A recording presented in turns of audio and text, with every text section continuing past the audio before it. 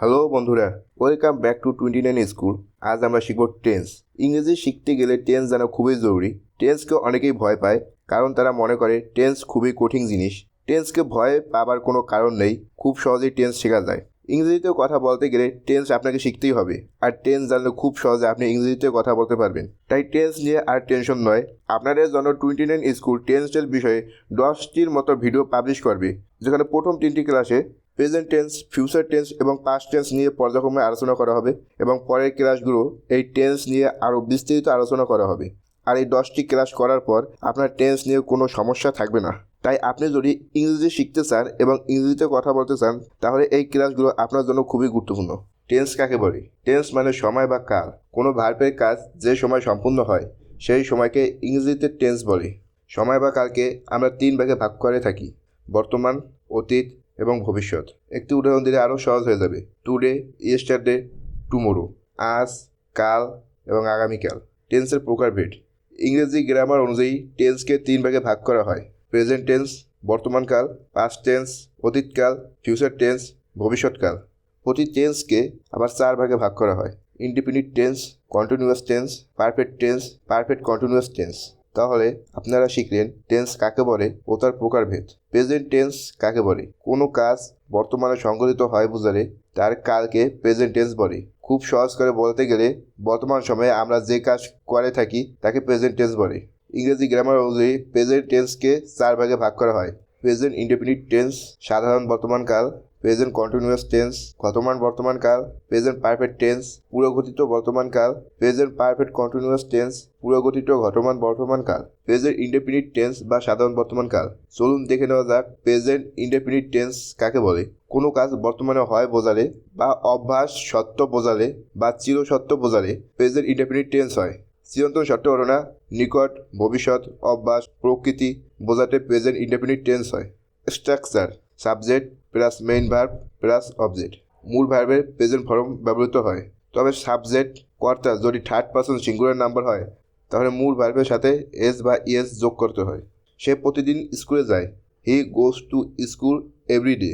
এখানে হি হলো সাবজেক্ট, কিন্তু থার্ড পারসন সিঙ্গুলার নাম্বার, তাই গো ভার্বের শেষে ইএস যোগ হয়ে গোজ হয়েছে। সে প্রতিদিন স্কুলে যায়, এটা একটা নিয়মিত অভ্যাস, তাই এ ধরনের বাক্য হলে বাক্যের শেষে ইএস যোগ করতে হবে। সে প্রতিদিন স্কুলে যায়, এটা একটা নিয়মিত অভ্যাস, তাই এ ধরনের বাক্য হলে সেটা প্রেজেন্ট ইনডেফিনিট টেন্স করতে হবে। বাংলা বাক্য চেনার উপায়। বাংলা ক্রিয়া শেষে এ, অ, আ, ই, ও, এন ইত্যাদি থাকে। আরও কিছু উদাহরণ দেখা যাক। সূর্য পূর্ব দিকে উদিত হয়। The sun rises in the east. পৃথিবী সূর্যের চারিদিকে ঘুরে। The earth moves round the sun. আমি দিনে 8 ঘন্টা পড়ি। I read 8 hours a day. আমি তোমার সাফল্য কামনা করি। I wish you all success. আমি ভাত খাই। I eat rice. আমি স্কুলে যাই। I go to school. এখানে একটা জিনিস খুব ভালো করে মনে রাখতে হবে: আই, উই, আস এগুলো ফার্স্ট পারসন, ইউ, ইয়োর এগুলো সেকেন্ড পারসন, হি, শি, ইট এবং সমস্ত নাম third person. Present continuous tense. বর্তমান বর্তমানকাল। বর্তমানকালে কোনো কাজ হচ্ছে বা চলছে, মানে কাজটি এখনো হচ্ছে এবং নিকট ভবিষ্যতে চলবে, এরূপ বোঝালে প্রেজেন্ট কন্টিনিউয়াস টেন্স হয়। গঠন প্রণালী: সাবজেক্টের পর পার্সন ও নাম্বার অনুযায়ী অ্যাম ইজ আর বসে এবং মূল ভার্বের শেষে আইএনজি যোগ হয়। Structure: subject plus am is are plus মূল ভার্ব প্লাস আইএনজি প্লাস বাকি অংশ। বাংলা বাক্য চেনার উপায়। বাংলা ক্রিয়া বা ভার্বের শেষে তেসি, তেসো, তেসে, তেসেন ইত্যাদি থাকে। উদাহরণ: বাঘ গর্জন করছে। দি টাইগার ইজ রোডিং। আমার মা রান্না করছেন। My mother is cooking. তিনি আজ এখানে আসছেন। He is coming here today. আমি পড়তে যাচ্ছি। I am going for tuition. আমি ভাত খাইতেছি। I am eating rice. সে স্কুলে যাইতেছে। He is going to school. তোমরা বই পড়তেছ। You are reading book. এখানে মনে রাখতে হবে আই এর পরে অ্যাম বসবে। হি, শি, ইট এবং অন্যান্য সব থার্ড পারসন সিঙ্গুলার নাম্বার এর পর ইজ বসবে। উই, ইউ, দে এবং পুরো সাবজেক্টের শেষে আর বসে। Present perfect tense. পুরো ঘটিত বর্তমানকাল। বর্তমানকালে কোনো কাজ এইমাত্র শেষ হয়েছে কিন্তু তারপর এখনও বর্তমান আছে, এরূপ বোঝালে প্রেজেন্ট পারফেক্ট টেন্স হয়। গঠন প্রণালী: সাবজেক্টের পর পার্সন ও নাম্বার অনুসারে হ্যাভ বা হ্যাজ বসে এবং মূল ভার্বের পাস্ট পার্টিসিপাল ফর্ম হয়। স্ট্রাকচার: সাবজেক্ট প্লাস হ্যাভ অথবা has plus past participle of main verb plus বাকি অংশ। বাংলা বাক্য চেনার উপায়। বাংলা ক্রিয়ার শেষে আসো, আসি, আসেন ইত্যাদি বসে। এছাড়া করিনি, করি নাই, খাইনি, খাই নাই বোঝালে প্রেজেন্ট পারফেক্ট টেন্স হয়। উদাহরণ: রহিম এবছর উচ্চ মাধ্যমিক পাস করছে। Rahim has passed the HS exam this year. আমি তোমার চিঠি পেয়েছি। I have receive your letter. আমি এখনও খাইনি।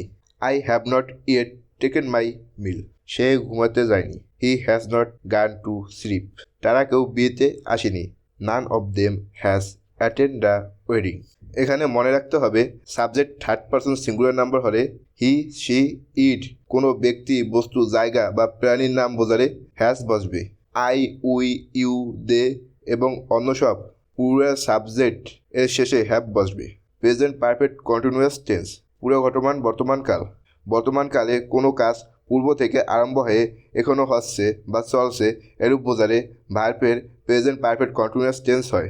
গঠন প্রণালী: সাবজেক্টের পর পার্সন ও নাম্বার অনুসারে হ্যাভ বিন বা হ্যাজ বিন বসে এবং মূল ভার্বের শেষে আইএনজি যোগ হয়। Structure: subject plus have been অথবা has been plus main verb plus ING plus বাকি অংশ। বাংলা বাক্য চেনার উপায়: বাংলা ক্রিয়া শেষে টেসি, তেস, তেসে, তেসেন ইত্যাদি উল্লেখ থাকে এবং তার সাথে সময়ের উল্লেখ থাকে। উদাহরণ: তারা গত 4 বছর যাবৎ কলকাতায় বাস করছে। They have been living in Kolkata for the last 4 years. তিনি রবিবার থেকে উপোস করে আছেন। He has been fasting since Sunday. বরুণবাবু আমাদের অনেকদিন ধরে ইংরেজি পড়াচ্ছেন। বরুণবাবু has been teaching us English for a long time. এই মাসের 5 তারিখ থেকে বৃষ্টি হচ্ছে। It has been raining since the 5th instant. আমি 6 ঘন্টা ধরে পড়ছি। I have been reading for 6 hours. আমি 3 দিন ধরে কাজটি করতেছি। I have been doing this work for 3 days. এক্ষেত্রে সিন্স ব্যবহার হবে শুধুমাত্র পয়েন্ট অফ টাইম অথবা পাস্ট টেন্স এর ক্ষেত্রে। দিন কিংবা বারের ক্ষেত্রে সিন্স অথবা ফরম হয়। সব টেন্সের ক্ষেত্রে ফরম ব্যবহার করা যায়।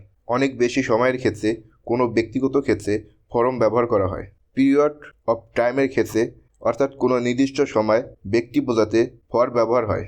সাবজেক্ট যদি থার্ড পারসন সিঙ্গুলার নাম্বার হয় হি, সি, ইট অথবা কোনো ব্যক্তি, বস্তু, জায়গা বা প্রাণীর নাম বোঝালে হ্যাজ বিন বসবে।